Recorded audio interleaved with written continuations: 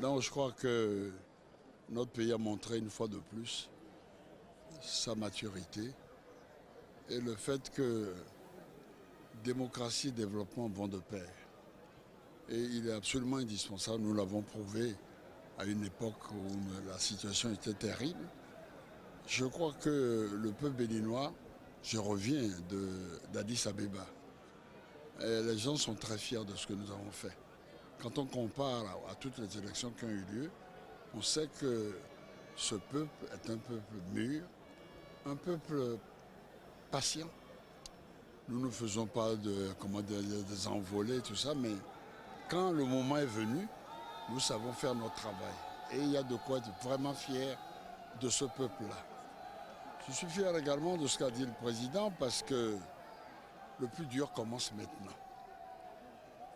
D'abord, il faut affirmer sa personnalité, la volonté qu'on a, on peut dire, de développer, de restituer à une nation sa dignité, de lui baliser la route de l'avenir. Et cette route demande l'union de tout le monde, dans la discipline librement consentie, pour que nous puissions nous remettre au travail.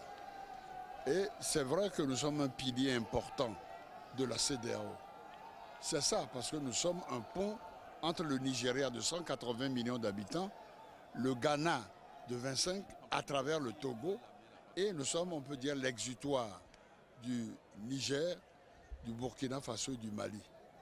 Et ce que nous devons faire, et je crois que tout le monde le comprend, il n'y a pas de développement dans un monde comme celui-ci, où le terrorisme règne, si nous ne nous mettons pas ensemble pour mutualiser non seulement nos renseignements, nos forces, s'introduire chaque fois de dire « Ah, au secours, mettons tel pays pour le Bantoustan du Mali, au secours pour le Bantoustan du Burkina Faso, au secours pour le... » Non, il faut que nous soyons dans un ensemble comme les États-Unis d'Amérique.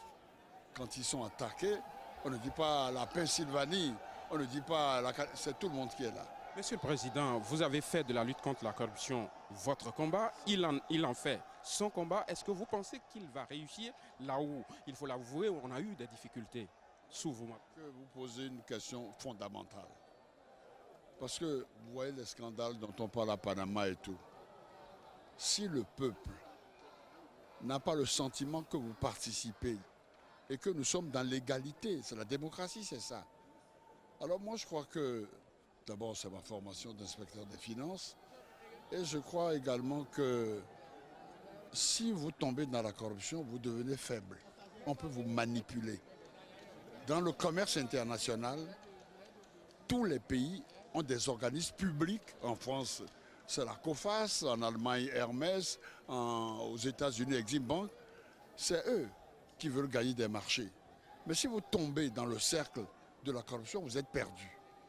Alors je crois que ce que j'ai vu, parce que je viens de l'Éthiopie, mais nous devons aller prendre exemple sur des pays qui avancent à un taux de croissance de 10% depuis plus de 10 ans. Mais dans la transparence, dans la lutte contre la corruption, je crois que c'est comme ça qu'on se fait respecter, que le privé, le public peuvent travailler la main dans la main et on peut dire, les investissements extérieurs parce qu'on est sûr qu'on ne va pas vous demander des bakshish à tous les coins de rue. Alors là, une fois que c'est fait, moi je crois que nous avons les capacités de le faire parce que nous l'avons fait dans le passé. Personne ne peut dire de tel, en disant il a pris un centime, jamais.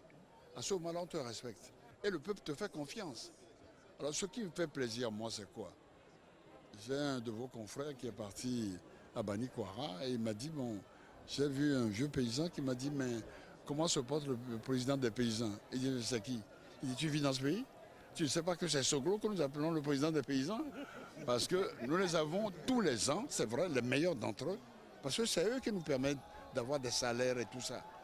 Mais il faut les honorer, les remercier. Et je sais que le nouveau président qui a travaillé également avec nous, c'est qu'il n'y a que cette direction, parce que la base de notre économie, ce sont les paysans. Et il faut les respecter. Et je pense que nous allons nous mettre tous au travail. Merci infiniment, Monsieur le Président.